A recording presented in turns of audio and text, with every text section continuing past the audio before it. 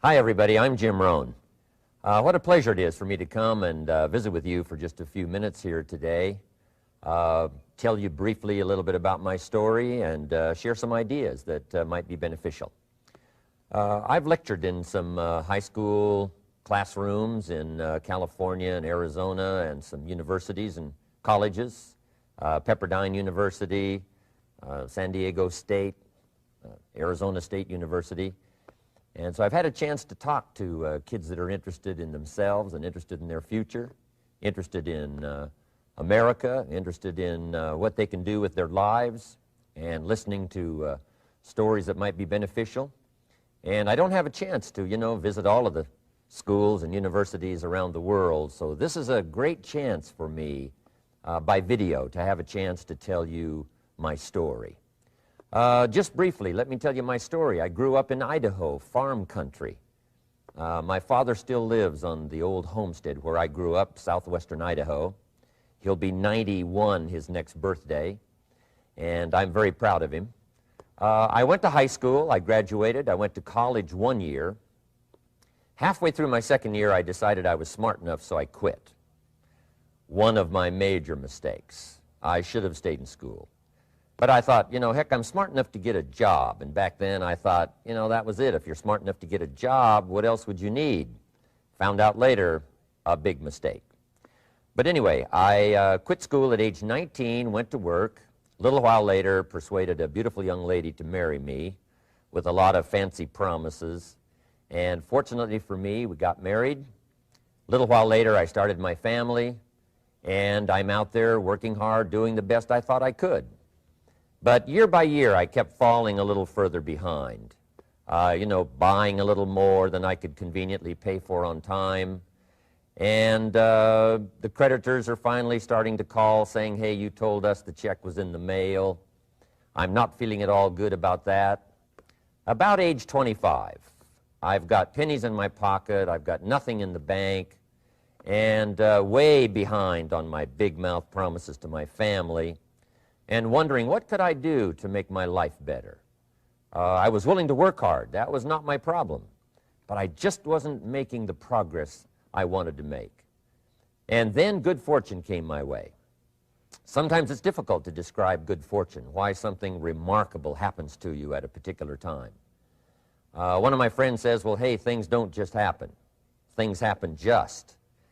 And maybe that's it, I don't know. But my good fortune was I had a chance to meet a very wealthy man. His name was Mr. Schoaf, Mr. Earl Schoaf. A friend of mine had gone to work for him, and he started telling me about this man. He said, you got to meet this man. He's rich, but he's easy to talk to, and he's got a remarkable philosophy of life. And he kept going on, and I thought, well, I've got to meet this man. So shortly after that, I had a chance to meet this Mr. Schoaf, and I was impressed. He was rich. He was easy to talk to. Within a few minutes, I was dazzled. And I said to myself, I would give anything if I could be like that, rich and easy to talk to. What would it take? And then I thought, if I could just get around somebody like him, and if he would teach me and coach me, I would do it all. And that was my good fortune. A few months later, this wealthy man, Mr. Schoaf, hired me and gave me a job, and I went to work for him, and I spent the next 5 years in his employ. And then, unfortunately, at age 49, he died. But I got to spend 5 years with this remarkable man, his last 5 years of his life, and the first 5 years of my new life. And my dream came true during that 5-year period. This man took the time to teach me and coach me. He taught me the books to read. He taught me the disciplines, and he taught me the skills. And he taught me the changes to make in my language and personality. And the things he shared with me during that 5 years changed my whole life. Changed my income, changed my bank account, changed my future. I've never been the same. By the time I was 31 years old, I was a millionaire. So he taught me economics as well. So how lucky can you get to meet the right person at the right time who takes the time to share with you ideas that can change your life? A lot of rich people, right, don't take the time, but he did, and he also had the ability. Some people want to share their experiences, but they don't quite know how to say it. But he had it all, and he used language that I could understand, and those ideas greatly affected my life. I wish he was still alive today. If he was, I'd be calling him today one more time, thanking him for the time he spent with me sharing his life and his experiences that so dramatically affected my life. Then, how I really came to be invited to speak to you today. 30-plus years ago, I was living in Beverly Hills, California. And a friend of mine one day said, "Jim, you've got to come and tell your story to my service club." He belonged to the Rotary Club. And he said, "I know your story. Idaho farm boy makes it to Beverly Hills." But he said, "I know my club members would love to hear your story. Would you come and at our breakfast meeting and tell your story?" And I said, "Okay." So I arranged a little talk, went and shared my story that morning, and guess what? They liked it. And my phone rang. Another club called and said, "Would you come and tell us that story?" My phone rings. Another club calls, said, "We've heard about your story. We have a luncheon meeting. Would you come share your story?" First thing I know, I'm spending a little piece of my time giving these breakfast talks and luncheon talks. And then one day, a man who heard my talk about 3 times said, "Would you come and talk to my management and salespeople?" He said, "I've got this little company going, and he said, if you would spend some time talking with my management and salespeople, I'd be happy to pay you." And I thought, wow, wouldn't that be something? Tell my story and my experiences and get paid? He said, "I'd be happy to." Little did I know, that was the beginning of a whole new, brand new adventure for me in sharing my story in speeches and talks and seminars and lectures. And now this business, it's become one of my most flourishing enterprises, takes me around the world. I went to many countries just this year, had my largest audience early this year in Spain, 12,000 people, 10 different languages being translated at the same time, the whole audience with the earphones on. It's interesting when you lecture with multi-languages. You know, when you hit the punchline, you know, the Spanish laugh first, and then the French get it, and then finally the Italians get it, and last the Germans finally get it. And then I say, "Hey, the Germans finally got it, I guess we can continue." You know, some languages take longer to translate than other languages. But what an exciting adventure for me. I was in Israel this year. I lectured in France, my first trip to Prague, Czechoslovakia, Lisbon, Portugal. Last year I was in London lecturing. Happened to be there the same night Pavarotti was singing in London. So, big dilemma for the people in London. Shall we go see Jim Rohn or shall we go listen to Pavarotti? Well, I must admit he had more people than I did, like 150,000 more. He did a free concert in Hyde Park, and they expected 250,000, but only 150,000 showed up because it rained. And they all got soaked from Prince Charles on down, but they sat in the rain and listened to Pavarotti. I would have been happy that evening, right, to cancel my seminar and go sit in the rain and listen to Pavarotti. Anyway, he and I have agreed now not to appear in the same city on the same day anymore. Not really, but how exciting for me to be able to travel all around the world and share my story. And then especially to have this chance today to come and visit with you. And when I get a chance to speak at a high school class or a university class, I'm always excited about it. I'm limited in time, so I wanted to use this way to come and share my story with you and some ideas that might be helpful in your career for the future, in your now busy life as a student, and then wherever you find yourself in the years to come. Some of the things I'm going to share with you, I want you to remember for a long, long time, because the ideas I want to translate for you drastically affected my life. And if I can share now and affect your life, and you write me a letter or tell me in person someday, "Mr. Rohn, I listened to your video and I watched it carefully, and sure enough, some of the ideas that you shared greatly affected me, and here's what's happened to my bank account, here's what happened to me in school, here's what's happening to my future," that'll give me great, great satisfaction. So the man who shared with me ideas that changed my life, I want to share with you 3 of those basic subjects. When I met him, I was 25 years old, and when I first got acquainted with him, I used a lot of excuses as to why I wasn't doing well. And he said, well, tell me a little bit about your story. And I told him, you know, I was behind on my bills, had pennies in my pocket and nothing in the bank, that I was embarrassed about being behind on my big mouth promises to my family.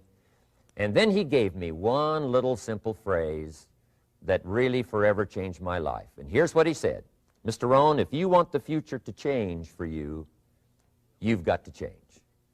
And he said, if you don't change, the next 6 years of your life is going to be just like the last 6. You'll still be behind on your bills. You'll still be behind on your promises. But then he gave it to me in the form of a promise. When I was 25 years old, I've remembered it all these years, and I've shared this promise now with probably over 3 million people in the last 30-plus years. And it's going to be valid for you, so listen carefully to this promise. My teacher said to me, young man, if you will change, everything will change for you. If you will get better, everything will get better for you. What a clear message that was for me. He said, if you'll change your philosophy, if you'll change your habits, if you'll refine your thinking, if you'll change and accept some new disciplines, if you'll turn the corner where you've been in the past, go for a new life for the future, he said, all kinds of remarkable things will happen for you if you will change. Before I met Mr. Schoaf, I used to cross my fingers and say, I sure hope things will change. I was hoping the government would change and the tax structure would change and that my boss would change and pay me more money. I was hoping that, you know, economics would change and prices would come down, and I was hoping that circumstances would get better. And then I discovered from my teacher that those things are going to continue the same. In fact, all of those things that happen to us is kind of like the wind that blows. And the wind blows on us all. In fact, in America especially, the last 6,500 years of recorded history, we've got probably the most favorable wind that's ever blown. Economics and circumstances, living in a free country, democracy and freedom, an excellent economy. Sure, we struggle at times, but compared to the rest of the world in the last 6,500 years, we've got the best wind ever. But if you just let the wind blow, I'm telling you, it won't take you where you want to go. All of us must use this wind to take us to the dreams we've got, to the equities we want, to the money we want, to the income we want, and to all the things we want our life to have. This is where we want to go, and we've got a good wind, but we must not leave our future just to the wind, just to the economy, just to the structure of the way things are happening today. Here's what we must learn to do, and that is set a good sail. And if you'll learn to set a good sail, and that's what my teacher taught me in those early days. He said, Mr. Rohn, the wind is going to blow however it's going to blow. Politics are going to be politics, and the economy is going to be the economy. And however it turns out, that's the way it's going to be. What you must learn to do is not to wish for a better wind. That's naive. The key is to wish for the wisdom and the skills and the learning so that you can set a better sail. And so that's what I did at age 25. I went to work not on the economy. I went to work not on the community. I didn't go to work to try to change the government. I didn't go to work to try to change my boss or the company. I didn't go to work to try to change circumstances. I went to work to try to change myself. And I picked up that promise my teacher shared with me, that if I would change, my income would change. If I would change, my bank account would change.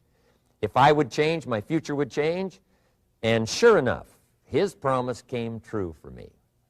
The first 6 years of my economic life, I wound up broke. Those pennies in my pocket, nothing in the bank, behind on my promises. The second 6 years of my economic life, I wound up rich. But interestingly enough, the second 6 years of my economic life, the government was about the same and the economy was about the same. You know, the companies were about the same. What they paid was the same. Circumstances around me were the same. You know, my negative relatives were the same. But I was not the same. That's how my life changed. And that's how things started working for me, changing my life all those years ago. So that's what I wanted to share with you to begin with, this beginning of what Mr. Schoaf shared with me, that if I wanted my life to change, this was what I was going to have to do. And so he broke it down into 3 subjects that really made an impact on my life, and I want to share those with you. The first subject he called personal development. And the second subject he called setting goals. And the third was how to become financially independent. And I'd like to give you just a few clues from those three major subjects that so dramatically affected my life. And let's get started. The first one is personal development. Now, in illustrating personal development, Mr. Schoaf, my teacher, started with money. You know, money's not the only place to start in talking personal development, but it's where he started, so let me share the thoughts he shared with me back then. Let me share them with you.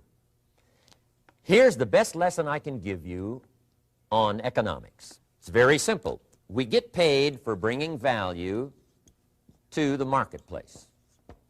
That's about as simple as I can put economics. We get paid for bringing value to the marketplace. Now, it takes time to bring value to the marketplace. However, we do not get paid for time, so we cross that out. Mistakenly, the man says, I'm making about $20 for an hour. Not true. If that was true, you could just stay home, right, and have them send your money. So that's not true. We don't get paid for time. We get paid for value brought to the marketplace. Now, since that's true, here's one of the key questions of my talk to you today. Is it possible to become twice as valuable to the marketplace and make twice as much money in the same time? Is that possible? The answer is yes. Could you become 3 times as valuable as you might be right now to the marketplace and make 3 times as much money in the same time? And the answer is yes. 5 times, 10 times? Of course.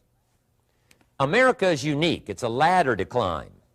It starts down here, let's say, at $5 an hour, and it keeps going up. Top income last year, $80 million. The guy who runs Coca-Cola. Now, that's a heck of a ladder. That's why everybody wants to come here, right? The boat people are not headed for Vietnam. People haven't plotted and schemed for 50 years saying if I could just get to Poland, everything would be okay. Not true. Everybody wants to come to America. And the reason is because we've got the best wind ever blowing in our favor. We've got the best economic opportunity anybody's had in 6,500 years. And all you have to do is understand it and take advantage of it. Now, there's some key questions to ask here. Why would the marketplace pay someone only $5 an hour? Very simple answer. They're not very valuable to the marketplace. Now, we must underline to the marketplace. This person might be a very valuable brother, yes. Member of the family, valuable, yes. Valuable member of the church, of course. Valuable citizen of the country, yes. Valuable in the sight of God, no doubt. We're all of equal value in the sight of God. But if you're not very valuable to the marketplace, you don't get much money. You say, well, it shouldn't be that way. Well, then you got to start your own country. You know, this one's been in process for 200 years, and this is the best we've been able to come up with so far. But here's the key. You don't have to stay here. Now, there was a big debate in Congress last year that this $5 was not enough, should be 6, should be 6, should be 6. But we don't need legislation. 6 is already on this ladder. The next step up. You know, if you work for McDonald's, they'll pay you $5 an hour to take out the trash. If you whistle while you take out the trash, they'll pay you $6 an hour. So we don't need that legislation. You just need to take lessons on how to whistle. Have a good attitude. Now, as you begin to climb this ladder, why would the marketplace pay some people $50 an hour? Answer, evidently, they must be more valuable to the marketplace. 10 times more valuable.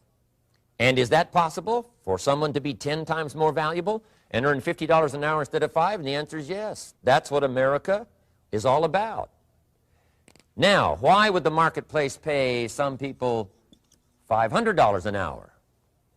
Evidently, this person must be much more valuable to the marketplace. That's what's important to understand, to the marketplace.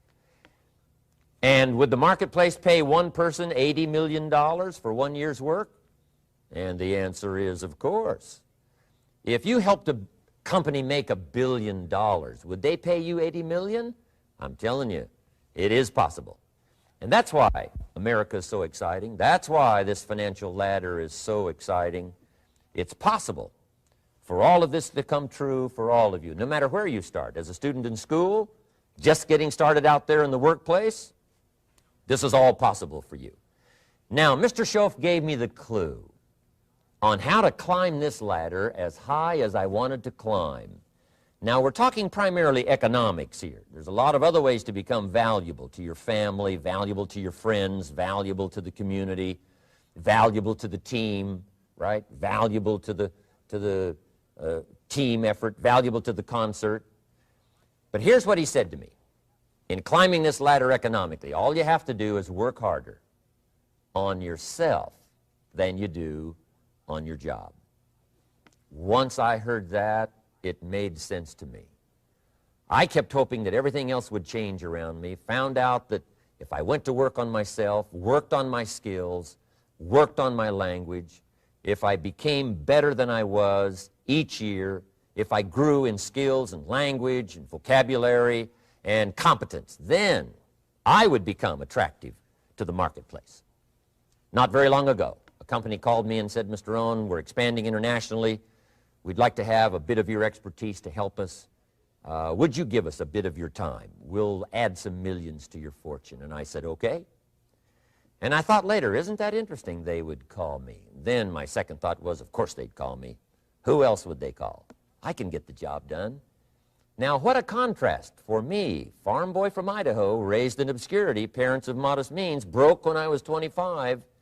How come I would get a telephone call and someone offer me a lot of money to help them in expanding around the world? Simple answer, evidently.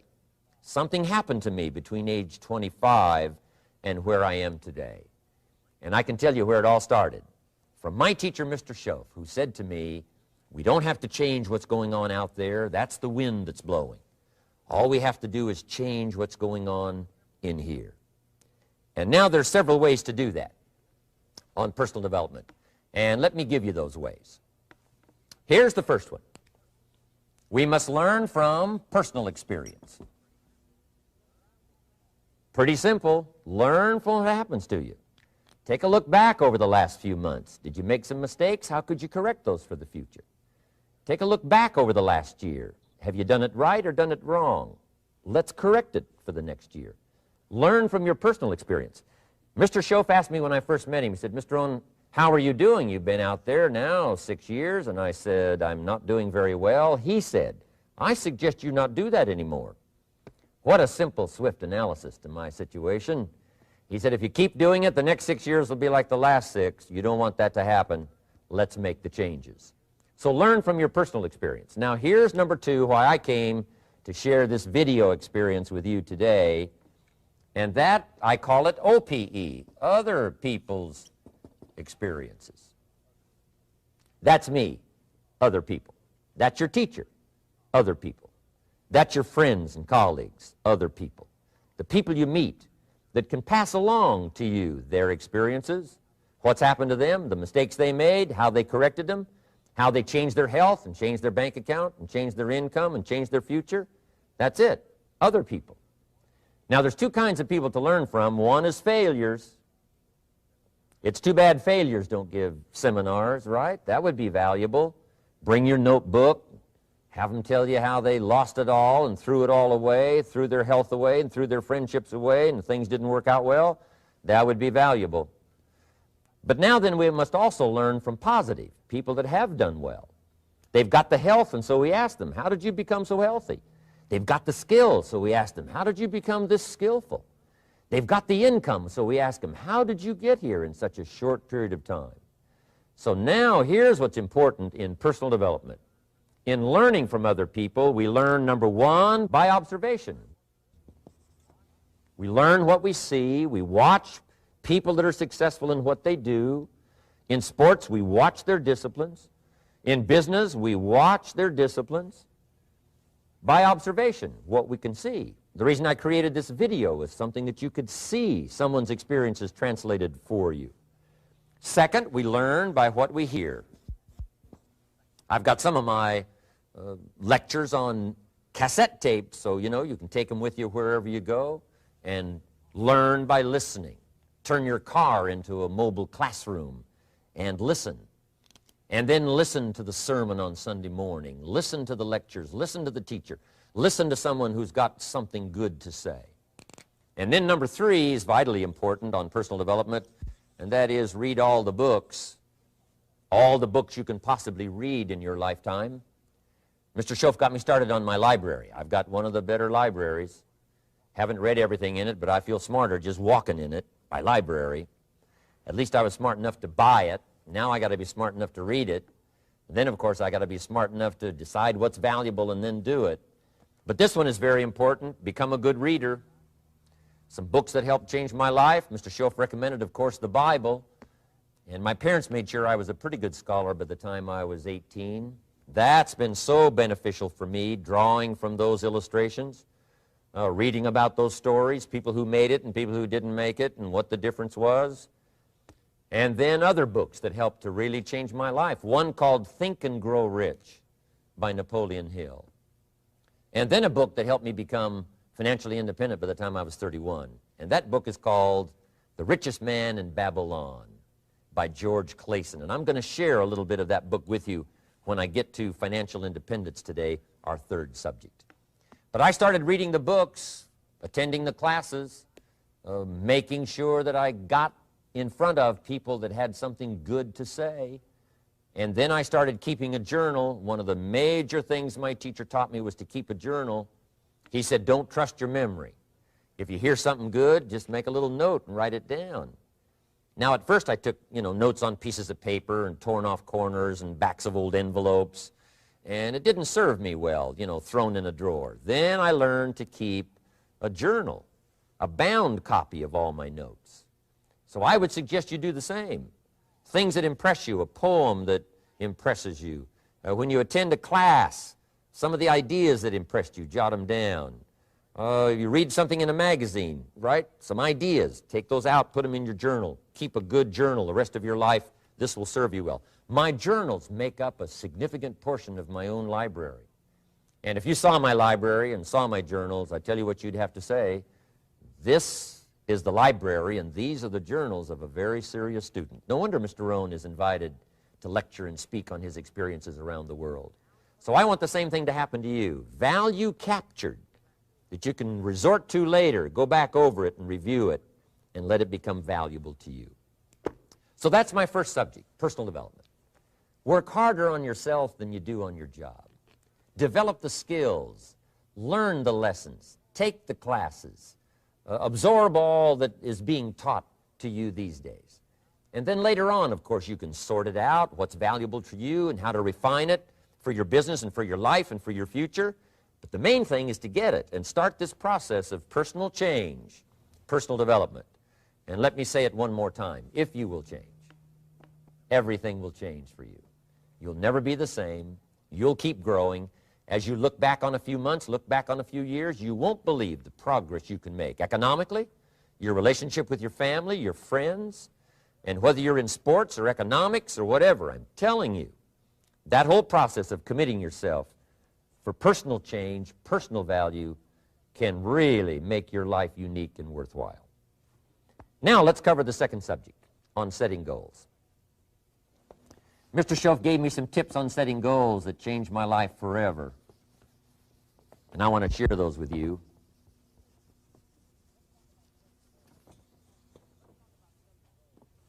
So let's talk about setting goals, and I also want to tie it to personal development, and you'll see how I'm going to do it as I progress here. Setting goals. We need to take a look into the future. There are 4 things to consider in terms of attitude. One is how you feel about the past. Best advice I can give you on that is treat the past as a school. Let it teach you the mistakes you've made, the things that went wrong, the things that didn't work. Don't use the past as a burden to carry, and don't use the past as a club to beat yourself to death. past losses, past failures, past mistakes. But let the past be a school. Tough school maybe. We've all been through some tough stuff. So if you feel good about the past, draw from it for experience and let it teach you. Then next is how you feel about the future. We've got to have the future well designed. The future is called the promise. And here's what we teach in our leadership series.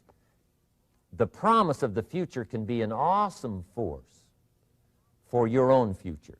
The promise of the future, designing the future. There's two ways to face the future. One is with apprehension, and the other is with anticipation. I promise you, in my travels around the world, most people face the future with apprehension. And here's why. They don't have it well designed. They've sort of left that up to someone else to fix. But here's the best way to face the future, with anticipation. And you can face the future with anticipation if the future is clear, if the future is well designed. And I would like to have you consider some thoughts with me that help me to really change my future by giving it some thought and some consideration. And here it is. In setting goals, it's very simple. Number one, decide what you want. You just take a little time. You sit down and say, what do I want? What kind of skills do I want? What kind of income do I want for the future? What would I like? Where would I like to go? Places I'd like to visit. Habits I'd like to acquire. Skills I'd like to have. You just take a little time to think about what you want. Economics, friendships, people you'd like to meet, places you'd like to go. You just take some time. And then I suggest, when you've thought about what you want for the future, make a list. Just jot it all down. It's really a very simple process. And then here's number three. Keep all the old lists. I'm telling you, this served me so well, keeping my old list of goals. I look back now 10, 20 years ago at goals I set, lists I made, and I smile now because here's what I thought was so important, 20 years ago. Now some of those things aren't even on my list. I've got a new list. I've grown. I've changed. I've matured. But I give you that advice. Decide what you want. Number two, write it down. Number three, keep the old lists. And then here's number four. When you get something that's on one of these lists, check it off. Part of the fun of having a list is checking it off. And then if you can add some drama to checking it off, see, that's what really helps. I set a goal to go to Spain many, many years ago. And when I finally made my first trip to Spain, I had that journal with me that had that list in it. And while I had my journal on my lap, waiting for the wheels to touch down in Madrid, I waited until the wheels touched the runway, and I checked it off, just adding a little drama. So part of the fun of having a list is checking it off. Now, here's what's important about the lists and designing your future. If the future gets clear, the price gets easier. Because you got to remember, for every promise, there's a price to pay. Everybody's got to pay the price. Everybody's got to do the deal. Everybody's got to do the disciplines. Everybody has to pay. But here's what I've discovered. If the promise is clear and powerful, the price is easy to pay. The price is some classes. The price is a few books. The price is a few disciplines. The price is finding something that'll make your life better, make you grow, make you change, make you develop. So the first part of the key is to design the promise. Then, what is the price to pay? I'm telling you, the price will be easy. Anybody in my audience can pay it, no matter where you are, where you come from. Color doesn't matter, religion doesn't matter, where you grew up doesn't matter, circumstances don't matter. I'm telling you, if you'll make the promise of the future clear for yourself, the things you want, the places you want to go, the things you want to have, the person you want to become, the skills you want, the homes you want, the future you want, the friends you want, all of the values of life that you could possibly want. If you'll make that clear, make those lists, and be serious about it, I promise you it's an easy price to pay. Anybody can pay it. And the best advice I can give you is, if I can do it, you can do it. Farm boy from Idaho, raised in obscurity, I changed my life, turned it upside down, turned it all around, found economics, found future, found promise, and if I can do it, you can do it. So, start setting your goals and see if you can't get a better excitement going for the things you want to accomplish for the future. Now here's my third subject, and that's called financial independence. Oh, by the way, before I get to financial independence, let me cover one more point. One of the major reasons for setting goals is for what they make of you in achieving them. My teacher advised me when I first got started at age 25, he said, "Jim, why don't you set a goal to become a millionaire?" He said, "It's got a nice ring to it. You know, enough zeros to impress your accountant." And he said, "I'm here to help you. You're only 25 years old. You've been to 1 year of college. You've got a beautiful family, every reason to do it. Why don't you set a goal to become a millionaire?" And he said, "Here's why." And I thought, he doesn't need to teach me why. Wouldn't it be nice to have $1 million? He said, "No, then you'll miss it." He said, "Here's why. For what it will make of you to achieve it." I'm telling you, that statement changed my life. Set the kind of goals that will make something of you to achieve them. He said, "Now, once you become a millionaire, what's important is not the money." I thought, that's kind of strange teaching. He said, "Honest, it isn't important." He said, "You could just give the money away." Now, I did better than that. I lost it all. By the time I was 31, I was a millionaire. By the time I was 33, I was broke. And I'll tell you a little bit about that story later. But when I lost all my money, guess what? I found out Mr. Schoaf was right. What was valuable was not the money. What was valuable was what I became to earn the money. The skills I had, the knowledge I had about the marketplace, the values that I had going for me. They were more valuable than the money. And here's an important statement to remember. It's not what you get that makes you valuable. It's what you become. So part of the key here is to set the kind of goals that will make something of you. Don't set them too low so that you don't have to grow and you don't have to read and you don't have to try and you don't have to stretch. Don't set them too low. And then don't sell out. Don't go for something that's going to cost you your virtue or cost you your values or sell out your principles. There's a good middle road here to follow. Goals that will inspire, goals that will help you grow, change, develop, and become better than you are. Okay, now let's talk about financial independence. How to become rich by 40, 35 if you're extra bright, much sooner if you find an opportunity like I did. Let me show you how I did it. Financial independence. First of all, I like the phrase financial independence. Some people are a little bit concerned about using the word becoming rich or becoming wealthy, and I can understand that. I struggled a little bit with this. Is it okay to go for becoming rich, go for becoming wealthy? And maybe that's a bit too strong a word or strong a term. So here's what I've come up with that I think is comfortable for me, and that is how to become financially independent. I think it's every person's heritage here, especially in America, to become financially independent. Now, let me give you my definition of financial independence. Financial independence is the ability to live from the income of your own personal resources. Financial independence. Now, it depends on how you want to live. If you need $2,000, $3,000 a month, if you need $4,000 or $5,000 a month, if you need $10,000 a month, some people may need, $100,000 a month. But whatever you would need to live, and you could earn that living from the income of your own personal resources, that's what I call financial freedom, financial independence. And let me show you how to acquire it.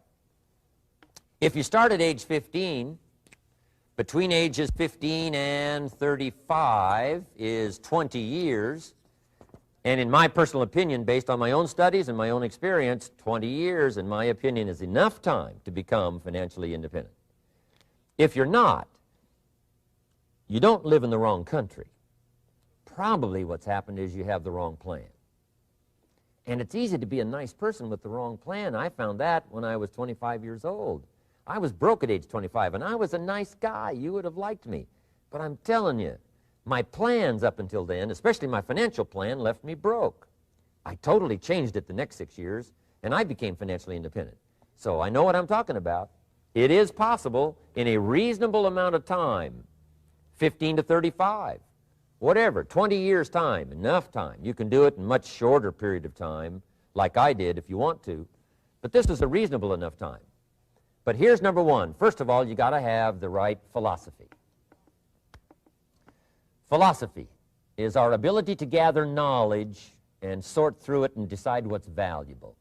To develop a philosophy about life, a philosophy about our health, a philosophy about our family relationships, a philosophy about economics. And if you develop the right philosophy, that's what helps to set this sail so that in 6 years it takes you where you want to go instead of winding up like I did that first 6 years of my economics, broke, no money, empty bank account. The right philosophy. Now let me give you a couple of philosophies to consider. Here's the first one. It's called the philosophy of the poor. And here it is. Poor people usually spend their money and invest what's left. That's the philosophy of the poor. Now here's the philosophy of the rich. Rich people invest their money and spend what's left. And here's the startling answer. It really doesn't matter what the amount is. What's most important is not the amount. What's really important is the philosophy. So I would ask you to adopt this philosophy of spending after you have invested. Invest first, then spend. And I've got a little formula that I'm going to share with you. Now, what should a child do with a dollar? I mean, there's a lot of debate going on, I'm sure, across the country on what a child should do with a dollar. Here's one opinion. It's only a child and it's only a dollar. What difference does it make? Well, in my opinion, it makes all the difference in the world. A person's economic future starts with a child with a dollar.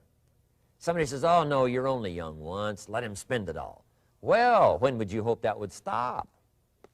Somebody says, well, wait till he's 50 and broke like me, and, and then he'll learn. Well, no, we don't want to wait that long. If I would have known earlier than age 25, I would have changed.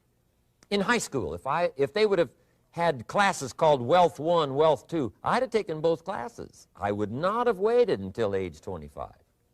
So, the earlier the better. So, what should a child do with a dollar? Here's the simple premise to begin with. Don't spend it all. And if a child wants to spend the whole dollar, you got to say, hey, don't spend it all. Don't spend it all. They'll say, why not? It's my dollar. I earned it. You say, I know you earned it, but don't spend it all. They'll still say, why not? Say, let me show you why not. So you put them in your car, take them to the other side of town, and show them where people live that spend the whole dollar. You just drive them around. Kids learn best by visual. Just drive around and say, would you like to live here? Kid says, no. Would you like to live like these people live? Kid says, no, no. Then you can't spend the whole dollar. So, kids will get the message. So, take them to the other side of town and show them around, unless you already live there, and then just show them around. Anyway, don't spend the whole dollar. Now, let me give you my best view of what to do with the dollar.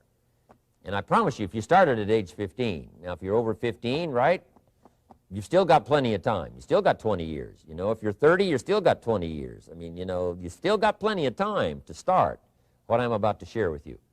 What to do with a dollar.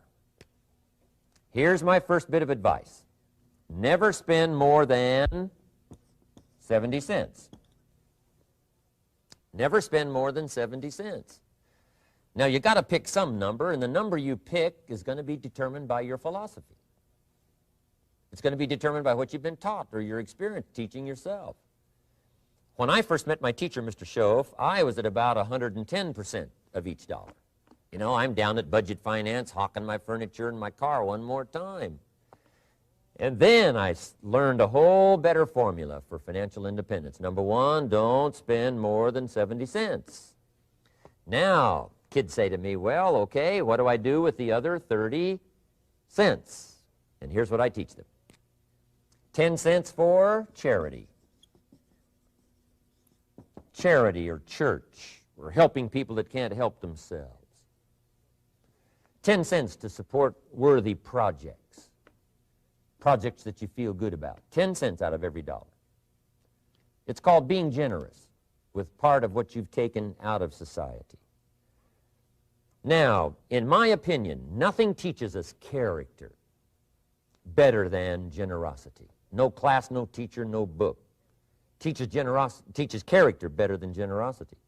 And the best time to start is when the amounts are small And I know if kids learn these lessons well, they'll give a dime out of a dollar, help people that can't help themselves, support worthy projects.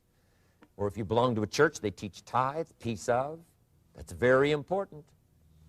Now, because when the amounts get larger, sometimes it's a little more difficult. You know, giving 100,000 out of $1 million, someone says, oh, if I had $1 million, I'd give 100,000. I'm not sure. That's a lot of money. So the time to start is when the amounts are small, 10 cents out of the dollar. Okay, next 10 cents I call active capital. Active capital means do something to make a profit. Active capital. Set aside a portion of your income. Wages are okay, but I'm telling you, wages will make you a living. Profits will make you a fortune. So set aside part of your income as capital, called active capital. Any kind of project you can possibly think of, you can possibly come up with. I'm going to write a new book, I think, for kids. I think the title is going to be, Of Course, Kids Should Pay Taxes. It's kind of an interesting title. In California, kids do pay taxes. When a child walks into 7-Eleven, buys something that costs $1, the proprietor says, give me 7 more pennies. And the child says, hey, what's these 7 pennies for? And the proprietor says, that's the taxes. Kid says, well, hey, I'm only 8 years old. Proprietor says, congratulations, you're my youngest taxpayer. Give me the money. So in California, where I live, kids do pay taxes. Big question is, should they? And my book will answer that question. Of course, kids should pay taxes. Nothing is for free. If you want to ride your bicycle on the sidewalk instead of in the mud, you got to pay the 7 pennies. Nothing is free, so we all have to pay. So, 10 cents out of your living, out of the money you earn, set aside for capital. Capital to try your best to show a profit. And in my book, it's going to be all kinds of ways kids can make money, right? 2 bicycles, one to ride and one to rent. I mean, you know, it doesn't take long to figure out some enterprise that'll start making a profit. Then you must jot this down if you're taking notes. Profits are better than wages. 1, you can't usually start wages until you're about 16, 15, 16, but you can make a profit long before you're eligible to start earning wages. And then there's no limit to profits, and they can double and triple and quadruple. You know, there's no limit. It's incredible how fast profits can grow. So profits are better than wages. Wages make you a living. Profits make you a fortune. Now, the third 10 cents is vitally important. I call it passive capital. Capital you let somebody else use. A financial institution, stocks and bonds, mutual funds, whatever. Let someone else use it. You furnish the money. They use it to make a profit, but they pay you for the use of it, called interest. And here's one of the things that'll make you financially independent fairly quickly, and that's called compound interest. And this is how you get it. Letting someone else use a portion of your money, your substance. They show the profit, they pay you interest. And this passive capital, I'm telling you, over a sustained period of time, if you'll develop this little 10, 10, 10, and 70, especially starting at age 15, I'm telling you, by the time you're 35, you will be financially independent. You'll have the ability to live from the income of your own resources. And then one more point on passive capital. There's a Bible philosophy. I'm an amateur on the Bible. But there's a Bible philosophy that teaches the borrower is servant to the lender. And if you want to be in a powerful position as you grow older, finally when you become mature, maybe have your own business, things have worked out for you for the future, the position you always want to be in is the power position, and that's called the lender. The lender is the power position. So if kids learn early enough, and then you ask them what they'd like to be when they grow up, I'm telling you, once they understand, they'll say, well, one of the things I want to be is one of those lenders.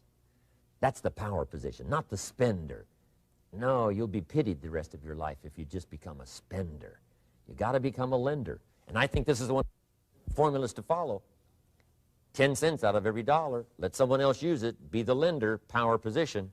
Then try to show a profit. Can't we teach our children how to take $1, search the neighborhood, find a broken wagon, pay $1 for it, bring it home, you know, clean it up, sand it until it's clean, paint it red till it shines, straighten out the wheels till they're true, take it back to the neighborhood, sell it for $5? Anybody can do that. Now, does the child deserve $4 profit? And the answer is yes. Society now has a mended wagon. And that's what America's all about. Finding something, touching it, making it better, making a profit, taking part of your resources, helping people who can't help themselves. Let someone else use it to make a profit. Some projects require more capital than one person has. Exciting. And then let them pay you for the use of it. America's had this philosophy now all these years. Communism has taught all these years capital belongs in the hands of the state, not in the hands of the people. We've been teaching all these years capital belongs in the hands of the people, not in the hands of the state. And we turned out to be right. Capital in the hands of the kids, capital in the hands of the people. Enterprises that make a profit, enterprises that grow. It's the hope of our future. So that little simple formula, I hope, will help you. Now, one more key on financial independence, and that is attitude. Attitude. Here's number one. I used to say, I hate to pay my bills. My teacher straightened me out on that. He said, let's see, Mr. Rohn, what you hate to do is pay $100 on an account and reduce your liabilities and increase your assets. I said, well, no, not if you look at it that way. He said, well, it all depends on how you look at it. So wouldn't you love to pay your bills, reduce your liabilities, increase your assets? You got to have that kind of attitude. I found out the same attitude about taxes. I used to say, I hate to pay my taxes. And Mr. Shove said, well, that's one way to live. But don't you understand? Taxes is how we care and feed the goose that lays the golden eggs. Wouldn't you want to do your share? Someone says, yes, but the goose eats too much. Probably true. But hey, we all eat too much. We all need to go on a diet. Better a fat goose than no goose. So I finally became a happy taxpayer. Now, I think taxes are too high, so I'm working to get taxes lowered for our economic future. But then whatever they turn out to be, I gladly pay, do my part, because that's what makes the whole system run, each of us doing our part. Now, I want these three subjects to be valuable for you. I want them to have meaning for you. I want you someday to be financially independent. I want you to have the personal development so that you feel good about yourself. If I had a chance to meet you someday, I'd like to have you show me the list of goals that you got started and say, Mr. Rohn, here's some I've already checked off. Here's the books I'm reading. Here's what's happened. I'm developing the skills. I'm better this year than I was last year. I've got more self-confidence. My skills are developing. That's what I want for you, and that's why I took the time to come and share in this video message with you. I do seminars all around the world, but this is one way that I can reach out and touch you in case you can't come to my seminars, wherever I am. Maybe this video will reach you somewhere, and it'll have an impact on your life.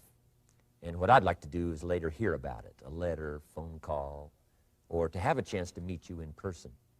And now I'd like to leave you with these 4 questions called questions to ponder. These questions were valuable for me, and I want to make them valuable for you. Here's the first one, why? We all ask why we should work this hard, why take that many classes, why go to school that many years, you know, why take the notes, why read the books, why work that hard, why put yourself through the push-ups and the disciplines, why? Good question, why? Best answer to why, I think, is the second question. Why not? Why not see how many books you can read, how many classes you can take, how many skills you can develop? Why not see how valuable you can become to the marketplace and to your friends and to your family? Why not see what you can make of yourself? Why not see how far you can go, how much you can see, how much you can earn, how much you can share? Why not? That's the heritage all of us have, in America especially, is to see what we can make out of our lives now that we've been given this extraordinary opportunity. Now, my third question I'd love to ask you in person. But since I can't do it in person, I want to ask it of all of you. But I want you to take it personally. And my third question is, why not you? Why not you with good self-esteem? Why not you starting to change and setting goals? Why not you starting to make progress toward financial independence? If I can do it, you can do it. I wished I had a lot more testimonials here today besides mine, a whole steady stream that would come by and tell you their story. Someone who started with nothing, finally run a big enterprise. A mother who was on welfare, now she owns her own business. in addition to my story. I wish I had a lot more. And if all of them told their story, guess how they would probably wind up their story? They'd probably say, just like me, why not you? If we can read, you can read. If we can change, you can change. If we can figure it out, you can figure it out. If we can turn it around, you can turn it around. There isn't anything you can't accomplish. That's what those testimonials would say. And so I want to say it to you personally. Why not you? You've got the brains. You've got the stamina. You've got the vitality. You've got the interest. You've got your life ahead of you. You've got the future. You can do it. If anybody can do it, you can do it. If one of us can do it, hey, we all can do it. And now here's my last question. Why not now? This is a good time as the 20th century starts to wind down, a few more years as we get ready for century 21. What a good time to set your goals, work on yourself, work on your skills. What a good time to get it together. What a good time to start this process. Personal development, growing, changing, developing, having a good plan for your money and for your life and for your future. Why not now? And I hope I have a chance to see you one of these days and share with you the experience, the reaction, the response you might have had from my message today. And until I get a chance to see you on this side of the world or the other side of the world, in some school or some seminar, or maybe I'll come and speak for a company that you work for someday, I hope I get a chance to meet you. Until then, I wish you the best. I want all that I've gotten to be yours and much, much more. God bless. Goodbye.